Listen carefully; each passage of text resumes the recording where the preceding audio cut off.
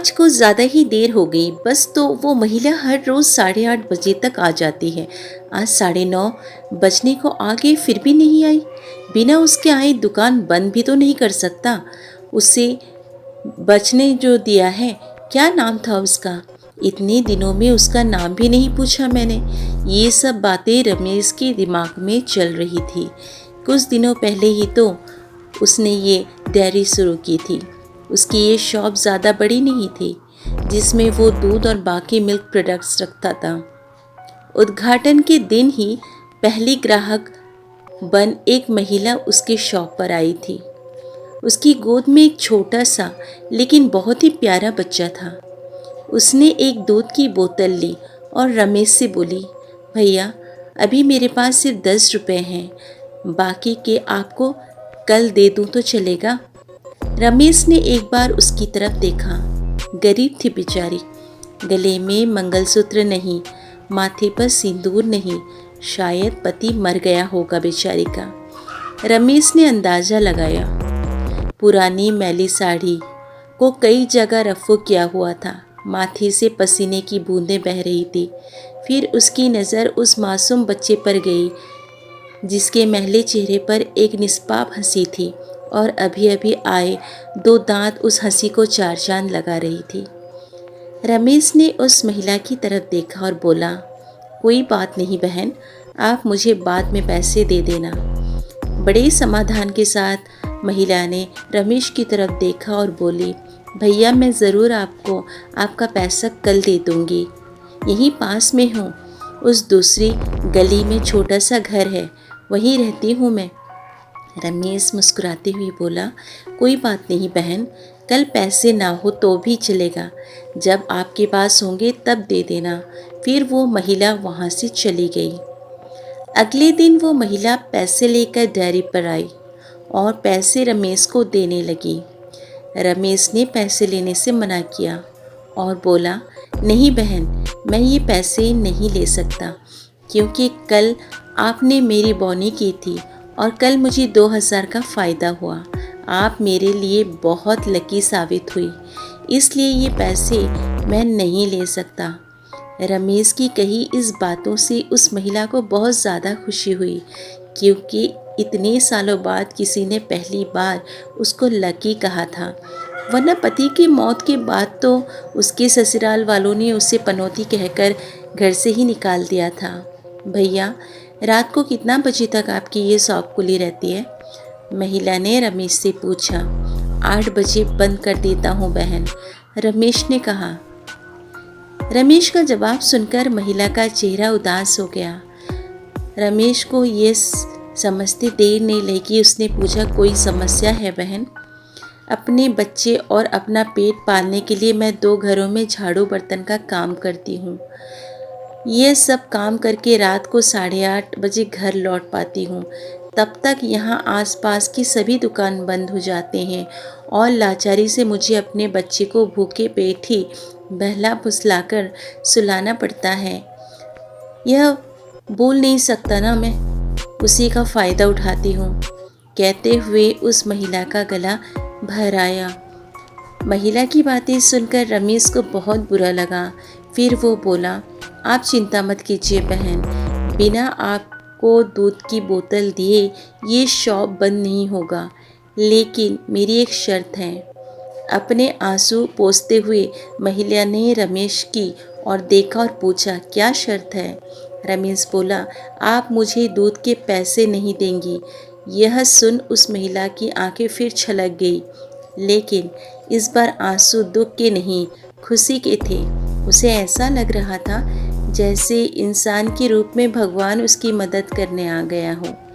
उस दिन से हर दिन 8:30 बजे वो डेयरी पर आकर दूध की बोतल लेकर जाती।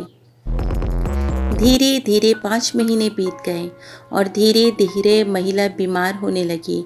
ज़्यादा काम और चिंता की वजह से उसका शरीर दिन ब दिन सूखता जा रहा था।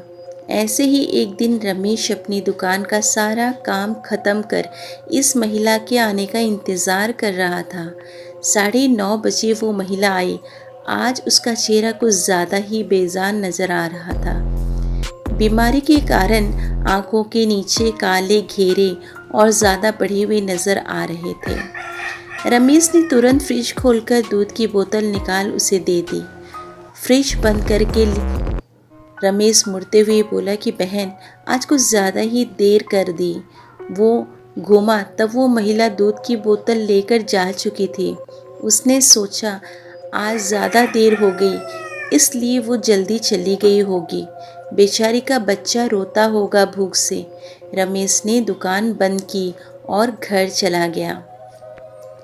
अगले दिन ठीक 8 बजे वो महिला शॉप पर आई और आकर बिना कुछ बोले खड़ी हो गई।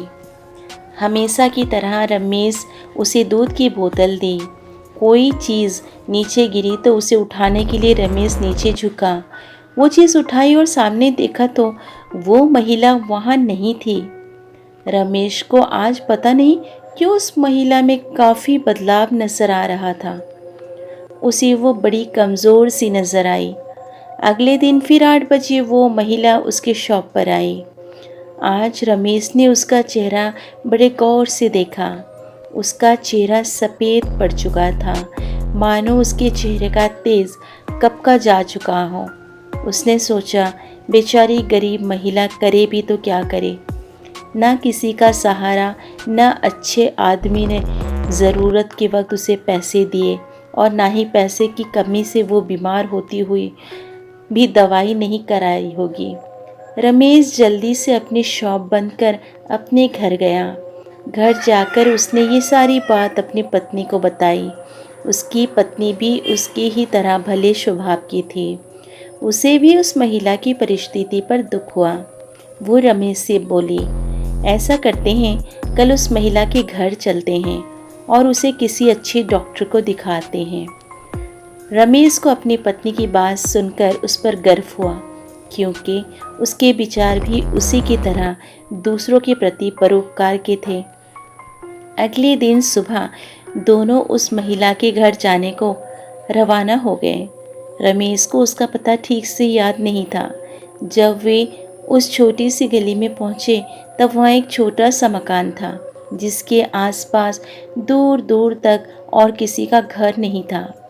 जैसे जैसे वे उस मकान की तरफ बढ़ते जा रहे थे, वहाँ एक बदबू तेज़ होती जा रही थी। दोनों उस मकान तक पहुँचे और दरवाज़ा खटखटाया ही था कि वो खुल गया और वो बदबू असहनीय रूप से बढ़ गई। फिर भी दोनों अपने नाक पर कपड़ा रख उस अंधेरे मकान में घुसे, जहाँ बच्चे के खेलने की आवाज़ आ रही थी। रमेश ने किसी तरह स्विच ढूंढकर मकान की लाइट जलाई और सामने जो दृश्य दोनों ने देखा वह देखकर दोनों की आंखें फटी की फटी रह गई। उस कमरे में उस मासूम बच्चे की माँ मरी हुई पड़ी थी। उसे देखकर लग रहा था कि वो 3-4 दिन पहले ही अपना देह त्याग कर चुकी है, क्योंकि धीरे धीरे उसका शरीर सड़ने लगा था। निर्जीव पड़े उस शरीर की आंखें देखकर लग रहा था जैसे रो रो कर सूख चुकी है। निर्जीव होते हुए भी उस महिला की दोनों आंखें अपने बेटे को ही देख रही थी। उसका बच्चा भी अपनी माँ की आंखों में देखकर खेल रहा था, जैसे उसे लग रहा हो कि माँ उसके साथ खेल रही है और उसका पूरा ध्यान उसी पर है। वहीं पास में ही दूध की 3-4 खाली बोतलें पड़ी हुई थी। यह दृश्य देखकर रमेश और उसकी बीवी दोनों अचंभित रह गए। दोनों के रोंगटे खड़े हो गए। रमेश को अभी भी विश्वास नहीं हो रहा था कि एक मरी हुई माँ अपने बच्चे के लिए उसके पास से दूध लेकर जाती थी। रमेश ने और उसकी बीवी ने उस महिला का विधिवत अंतिम संस्कार किया और उस बच्चे को रमेश ने अपनी बीवी के हाथों में रखा। उसने भी उस बच्चे को बड़े प्यार से लिया और दोनों ने उस बच्चे को गोद ले लिया। रमेश को अपनी पूरी ज़िंदगी ये ध्यान रहा कि उस बच्चे की माँ अभी भी उसके साथ है। तो दोस्तों, आपको ये कहानी कैसी लगी प्लीज़ कमेंट बॉक्स पर लिखकर ज़रूर बताएं। अगर इसी तरह की भावनात्मक कहानी और अच्छी और सच्ची कहानी सुनना आप पसंद करते हैं तो मेरे चैनल को और मेरी वीडियोज़ को शेयर एंड लाइक ज़रूर करें।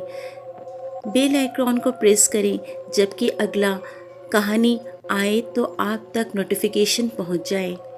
Till the next story. Thank you so much. धन्यवाद। आपका दिन शुभ रहे।